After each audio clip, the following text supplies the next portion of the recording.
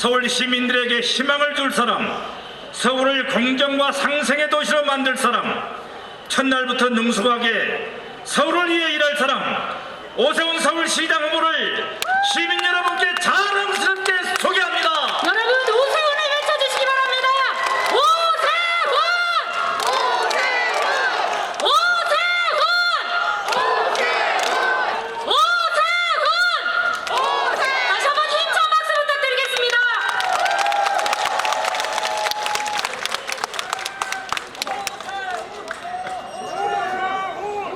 예, 여러분 반갑습니다. 반갑습니다. 고맙습니다. 여러분, 지난 4년 동안 이 정부가 제일 잘못한 게 뭘까요? 아마 잘못한 게 너무 많아서 하나만 꼽기가 힘드시죠? 모법천지, 그것도 맞는 말인 것 같아요. 근데 저한테 딱 하나만 꼽으라면, 그 많은 것 중에서 하나만 꼽으라면, 어렵고 가난한 분들 더 어렵고 더 가난하게 만든 게 제일 잘못한 일이라고 생각합니다. 민주당이 본인들의 정체성, 어려운 사람을 위한, 가난한 분들을 위한 정책을 펴겠다는 게 민주당의 가장 자주 했던 말이기도 하고 본인들 주장이기도 합니다. 그런데 지난 4년 동안 여러분, 소득이 늘어났습니까? 돈벌이가 잘 됐어요? 그거는 최근에 코로나 때문에라고 핑계를 대지만 사실은 그 전부터 많이 힘들었죠?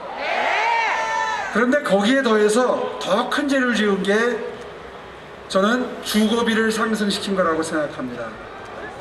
집값 올린 거, 전셋값 올린 거, 월세 올린 거, 올라도 조금 오른 게 아니라 거의 50%까지 올랐죠? 서울시의 중위 아파트 가격이 6억에서 9억을 넘어섰습니다.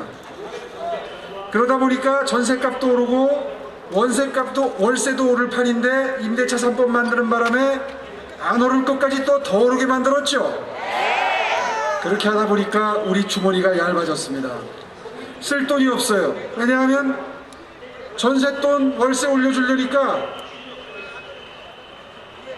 쓸 돈을 아껴서 돈을 모아야 되는 거예요. 그렇죠? 그래서 시장을 가도 상인들이 장사가 안 된다 그러는 겁니다. 왜냐하면 10,000원 들고 왔다가 8,000원 밖에 못 쓰고 2,000원을 아끼고 돌아가야 전셋값, 월세값 오르는 거 감당이 가능하기 때문에 시장이 안 돌아가고 살 물건이 안 팔리고, 이게 악순환이 생기면 기업체도 힘드니까 새로운 일자리를 만들어내서 청년들을 고용할 수가 없고, 청년을 고용을 못하니까 또 쓸 돈이 없고, 그래서 방금 전에 우리 청년이 여러분 앞에서 이렇게 절규를 하고 내려간 겁니다. 여러분, 다른 건 다 좋은데요, 먹고 살기 힘든 분들 더 먹고 살기 힘들게 만들고, 주머니 사정이 얇은 분들 더 얇게 만든 거, 이거 이번 선거에서 반드시 한번 짚어주셔야 되겠죠?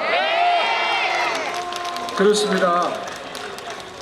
이렇게 크게 잘못을 했으면 대통령께서 나서셔서 정말 어려운 분들 더 어렵게 한 거는 크게 잘못한 거다 하고 석고대죄해야 될 일인데, 그거에 대해서 여러분께 사죄드린 적이 있나요? 네, 우리 경제는 문제가 없다라는 이야기를 입버릇처럼 해왔습니다. 제가 다른 거 잘못한 거 다 빼놓고 왜 이 말씀을 먼저 드리느냐, 하나만 꼽으라면 국민 전체를 가난하게 만들고, 부익부 빈익빈, 부자는 더 부자로, 가난한 사람은 더 가난하게 만든 게 모든 나라 살림 어려운 데에 바탕에 있기 때문입니다. 여러분, 제가 시장에 되면 부익부 빈익빈이 아니라 위는 아래로, 아래로 위로 중산층이 두터워지는 서울시 반드시 만들겠습니다.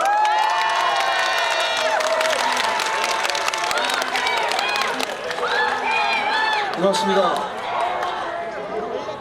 거기에 더해서 사람이 일단 먹고 사는 게 해결되는 게 제일 중요하지만 사람이 동물과 다른 거는 도리를 알고 상식을 지키고 원칙을 지키고 이게 동물과 다른 점 아니겠습니까? 그렇죠? 그런데 지난 4년 동안 이 상식과 원칙이 무너져 내렸기 때문에 우리가 돈보다 더한 인간인 이유, 이른바 삶의 가치라는 게 땅바닥으로 떨어졌다고 저는 생각을 합니다.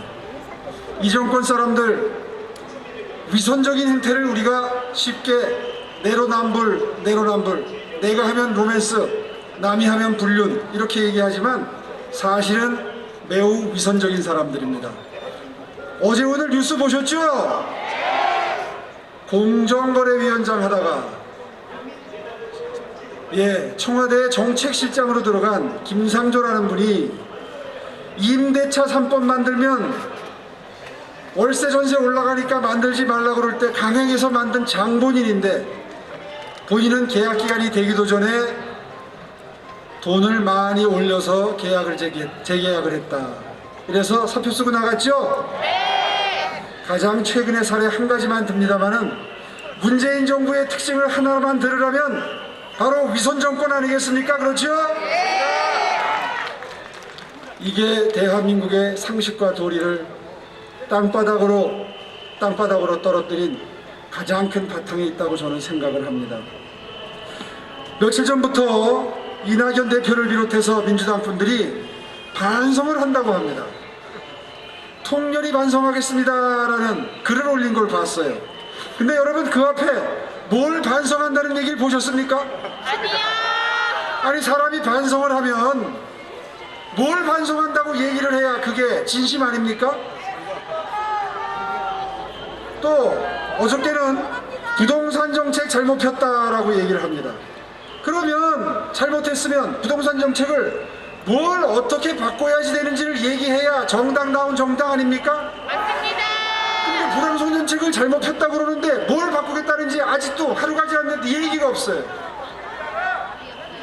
여러분 4월 7일 선거가 오늘 며칠 남았습니까? 8일 남았죠? 선거가 다가오니까 분노한 서울 시민들, 화가 난 국민 여러분들께 일단 잘못했다고 말은 하고 표는 얻고보자는 마음인 것 같은데 여러분 제가 정확히 봤나요?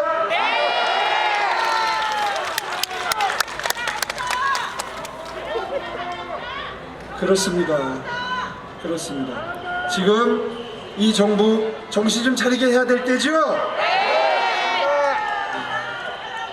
여러분 저 오세훈이 열심히 뛰어서 반드시 이 정권 진심으로 반성하도록 만들겠습니다.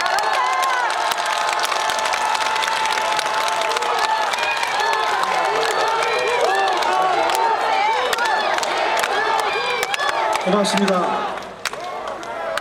오늘 이 자리에 잠시 후면 안철수 대표께서 도착을 하실 겁니다.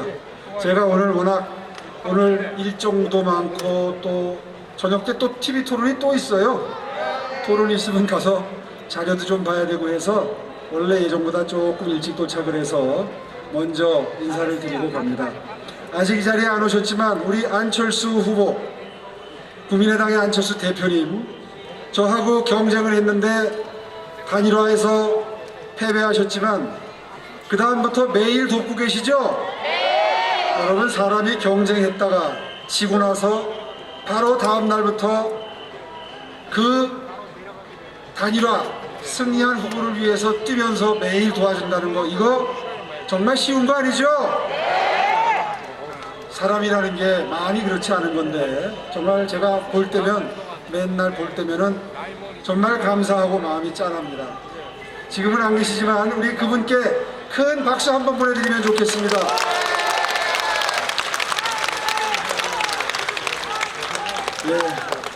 지금 안철수 연호를 해주시는데 좀 이따 오시면 저 불렀을 때보다 더 크게 안철수 연호 좀 해주십시오. 그리고 또 좀 있으면 우리 나경원 후보도 저하고 경쟁을 하셨는데 오실 거예요. 그분을 위해서도 크게 연호 좀 해주세요. 예. 여러분, 제가 좀 더 목청을 높여서 말씀드리고 싶지만 토론할 때 목소리가 쉬니까 영 불리하더라고요.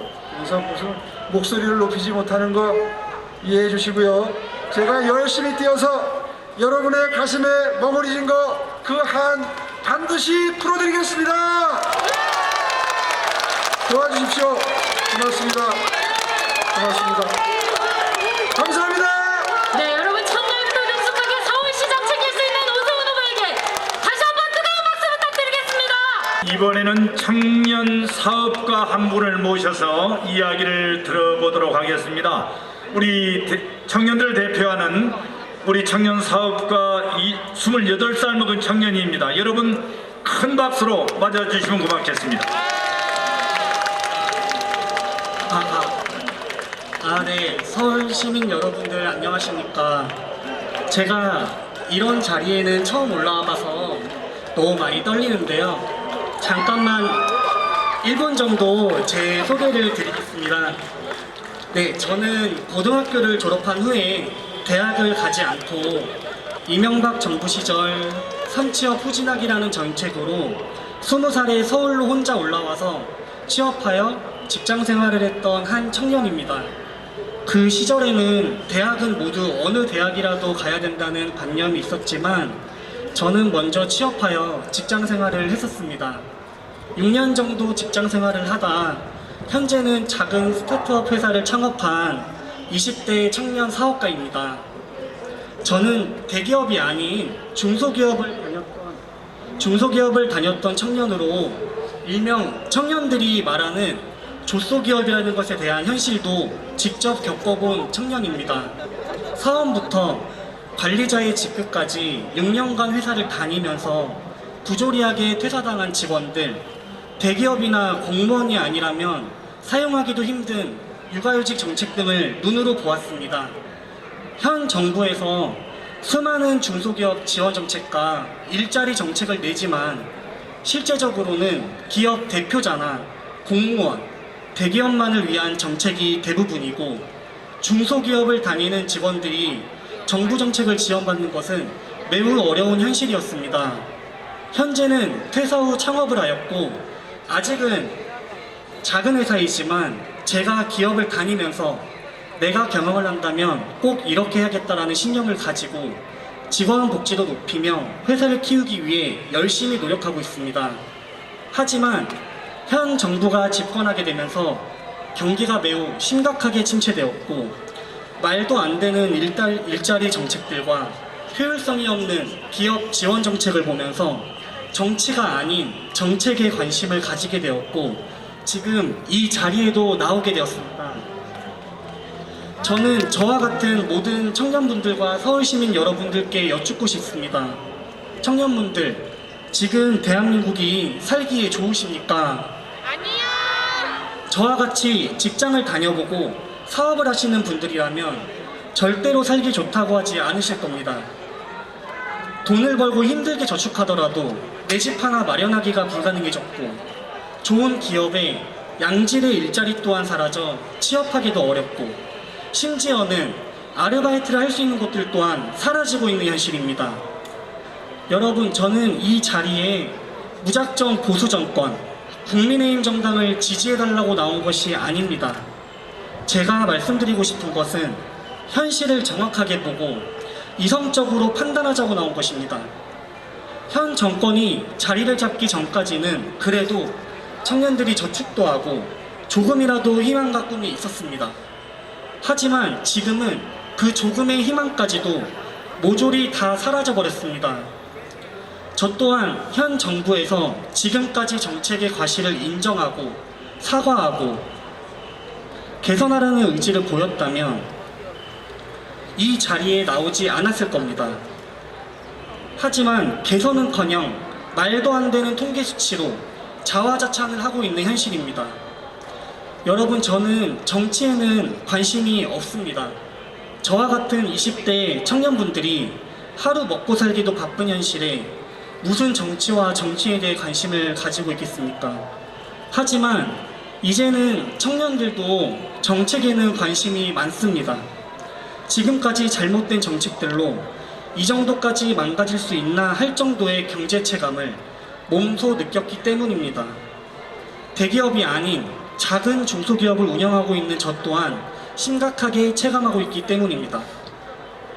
서울시민 여러분들, 저는 이번에 오세훈 후보를 다시 한번 믿고 지지하려고 합니다. 그 이유는 오세훈 후보가 그래도 박영선 후보보다는 현실적인 정책을 펼칠 거라고 생각하기 때문입니다. 한 회사에서 디자이너가 필요하면 디자이너 경력자를 뽑듯이 현재 서울시에도 잃어버린 10년을 찾아줄 경력자가 필요합니다. 지금 정권이, 저는 모든 정권이 100% 다 잘했다고 생각하지는 않습니다. 성공한 정책이 있다면 실패한 정책도 당연히 있을 것이고 실패한 정책도 있을 것입니다. 하지만 성공한 정책을 단 하나도 찾아볼 수 없는 현 정권을 20대인 저는 더 이상 지지할 수 없고 희망 고문이나 퍼주기 정책이 아닌 현실적으로 정책을 내는 오세훈 후보님을 지지하려고 합니다. 서울시민 여러분들, 지금의 한 표는 오세훈 후보 개인에게 찍는 한 표가 아닙니다. 정말 이 지긋지긋한 정부를 끝내야 한다는 서울 시민들의 절박함입니다. 맞습니다. 여러분들의 한 표가 서울을 바꾸고 나아가서는 대한민국을 바꿀 수 있습니다. 서울 시민분들, 이번 선거만큼은 진보와 보수가 아닌 후보자분들의 정책과 실현 가능성을 보고 현명한 한 표를 투표해 주셨으면 합니다. 감사합니다. 네, 여러분 우리 20대 청년 사업가에게 다시 한번 힘찬 박수 부탁드리겠습니다. 네, 우리 오세훈